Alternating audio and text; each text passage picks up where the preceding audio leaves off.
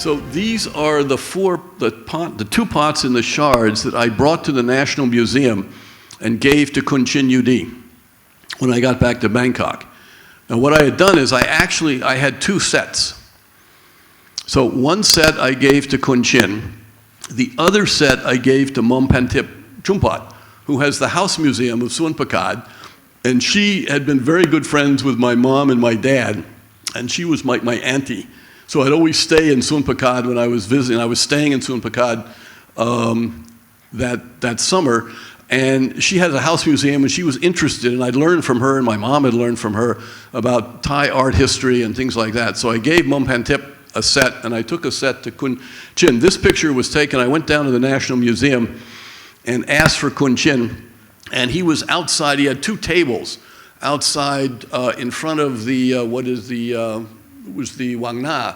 It was the first big building in the Wang Na. So he had these two temples on the side in the sun, and he was teaching his graduate students about pottery. So I came up and I said, Kun Chin, I've just come back from the Isan and I have these, and what do you think? And he looked at them sort of like this, and he said, very interesting. Reminds me of Jomon pottery from Japan. Well, that made me feel, because Jomon pottery is pretty old. So I said, no, thank you very much. And I left them there. And then I gave the others to Mom Pantip, and I went home. I took nothing home because there was a reason for it, which I like because John P. Sit, but it's also, I think, part of the story of what belongs to whom that we talk about a lot these days. So some of you may recall that back then, 63 or so, there was Jim Thompson, the American guy who developed the Thai silk industry and made a lot of money. He got into a big argument with Kun Danit. I don't know if you remember that. I mean, so over 4 limestone heads, as I remember. Jim was a collector, and somebody from Lopburi, maybe, somewhere, came to Jim Thompson and said, I found 4 limestone heads, the Veravati period, in a cave. Do you want them? So Jim went to Kun Danit and said, Kun Danit, does the Fine Arts Department want them? And allegedly, Kun Danit said, no, we don't care. So Jim then got them. They were cut off and they were brought to his house. A year later, something like that, there was there were difficulties between Jim and Kun Danit. And as I remember, Kun Danit sent the police to Jim Thompson's house at 4 a.m. in the morning, to take the heads. And Jim Thompson was furious. He thought this was disrespectful. He'd gone to the museum, they treated him bad, so he got really mad. And he sold all his Thai Buddhist arts and heads and statues and everything. And a lot of Thais were, my dad picked this up and others were sort of saying, who is this Farang man anyway, who's come here, made all this money, he buys our stuff, and now he sells it, and so there was a raw edge around Jim Thompson. In '66, my father was still alive, and he had a very good reputation with the Thai people and with lots of Thais. And so I didn't want to do anything that would compromise Ambassador Young's reputation as a friend of Thailand, as a partner with Thailand. So I went home with nothing. And that's all I did. The rest of the story involves other people. And John P. Sit mentioned some. So Mom Pantip, she immediately saw there was something of real interest here. So she wanted a connection with Ban Chiang. There was a Ban Chiang man whose name I forget, I didn't know him well, who was a teacher in Thonburi. So I contacted him, he came over to Suan Pakad, was introduced to Kun Wing. Kun Wing was the #1 in Suan Pakad. He then went up to Ban Chiang and began getting some pots from people in bronze and things like that and brought it back to Suan Pakad, which has an excellent collection. And that began to sort of create the feeling among the people in Ban Chiang that, hey, there's something special here. That ultimately led, one, to the Fine Arts Department being more interested. The first dig, His Majesty's visit, And then a friend of Mompantip's and my mother was Lisa Lyons, who's very important in the story. Lisa was the representative of the Ford Foundation here, and she had studied at Penn or something, or she had a Penn connection. She was friends with Fro Rainey of the museum. So Lisa thought these sherds were very interesting and unusual. So she did two things. She sent some sherds back to Penn, and they were dated through thermonulescence. And as I remember, the dates came back at like 4000 BC, which was, the technique was a bad technique. But people said 4000 BC? Sophisticated art, no glaze in Thailand at 4000 BC? So lots of people suddenly got interested. And then subsequently, and Joyce will have to fill in, Lisa sort of arranged for the Ford Foundation, the Fine Arts Department at John Passett, Fro Rainey and the museum to put together a joint project, to put together the skills and the interest of Thailand with the skills of the Americans in a partnership to do the dig and to study Banchian. And so that's the story. So the two thoughts I have in my mind to leave with you is, one is coincidence, which I think about a lot. I could have ended up in another village. My second village I went to was in Mahasarakam. So what if I'd gone to the Mahasarakam village first and never went to Banchiek, right? It's just too much coincidence. But the second thing is mindfulness and the impact of education. If I had no education on Thai art, history, and culture, I would have said, oh pots, who cares? Nothing important. So mindfulness, I suggest, is a very, very important human talent that allows us to make things better. We can make things worse too. But mindfulness allows us to learn things, to see things, to appreciate reality, to appreciate art, to appreciate aesthetics, to be philosophical. And so I think that's the part of the story which I like to think, yeah, maybe I did, do something small. Now let me conclude with some thoughts about contemporary Southeast Asia. The first is an observation. We are living at this time in a difficult time around the world for many reasons.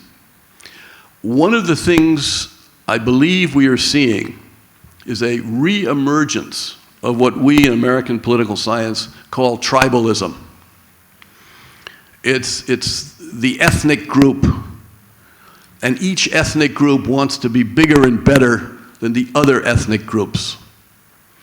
And we have seen this in Scotland, where the Scottish people want to vote to leave the United Kingdom because they're not English, and the English people don't like the Scots.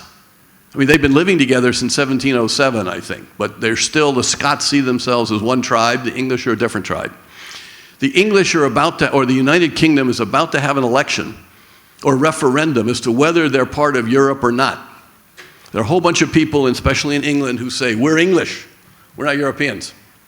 We don't want to be with the French and the Germans and the Italians and the Spaniards and the Dutch because we're different. It's a kind of tribal identity. Belgium is already 3 different tribes in practice, right? They're the French-speaking people in the south, the Walloons.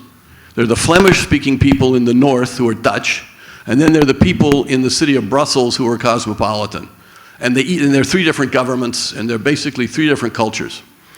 Austria, you may have seen just 2 days ago in the election, a man who is a nationalist who wants to throw out the foreigners almost was elected president. He lost by 1% of the vote, which means 50% of the Austrian voters see Austria as a tribe. In my country, we have Donald Trump. Donald Trump's campaign is to appeal primarily to middle class and lower class Americans, saying, you will not get stepped on again if I am your president. This is a tribal kind of movement. In Asia, the great tribal movement is in China, and its leader is Xi Jinping, who is pushing the Chinese to a role of regional hegemony that we haven't seen in a long time. The Chinese claims to the South China Sea are unprecedented in history. The Chinese have no title to the South China Sea, never. The islands that they claim are theirs, the Spratlys and the Paracels, they've been Vietnamese for thousands of years. The Chinese stole them. They stole the first set of islands in 74, and they stole the second set in, I forget, 75 or 76. The Chinese do not like what I say, and I have many friends in China. I also have lots of friends in Vietnam. And I must admit, my wife is Vietnamese. So my tribalism is a combination of American and Vietnamese. But the Chinese demands, and you may have seen the reaction of the Chinese government newspapers to President Obama's visit to Hanoi. Very, very strong language, which we have not seen in decades. So, in an era of tribalism, what is Southeast Asia? What is ASEAN? The AEC, right? The ASEAN Economic Community is now coming into being.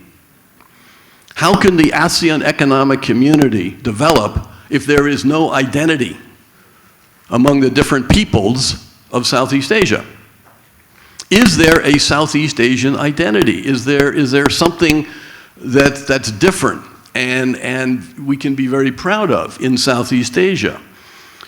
When we have Burmese, we have different peoples in Burma. You just take Burma, Myanmar, right?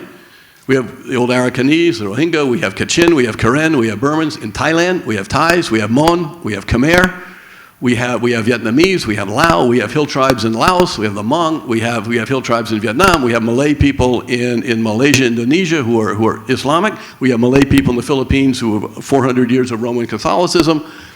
Is there anything to Southeast Asia? Or is it just, as the French would say, a bouillabaisse, a melange?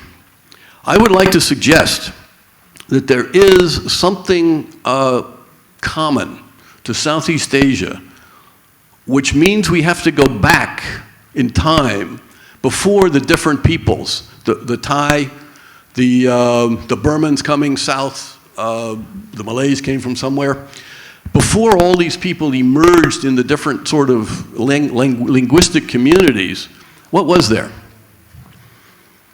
This goes to the project that was suggested this morning, I suggest, on the DNA, working on DNA of the period of people around Banqiang and bringing it down. If there is a continuity from the time of Banqiang, what does that mean? I want to suggest that there probably is a continuity. And I think Charles Hyam is going to talk about it. We know we have all those sites you saw in the Karat Plateau. We have Bronze Age culture in Vietnam. We have the Yuak culture going up into what is today southern China. What is the nature of something here which is not Chinese and not Hindu Indian or Dravidian? What is it that could have come down from agricultural, pastoral village communities with an incredible sense of aesthetic? I want to suggest something based on my father's work.